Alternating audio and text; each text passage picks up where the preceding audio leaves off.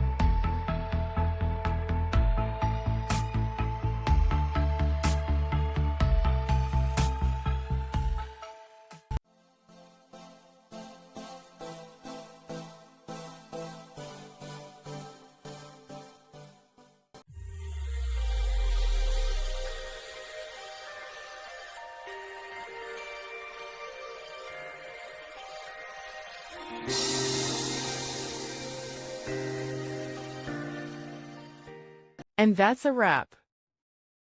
I hope you found the answer you were looking for. If you did, take a second to hit that subscribe button. It really helps out. And let me know in the comments which solution worked best for you. See you next time in the debug zone.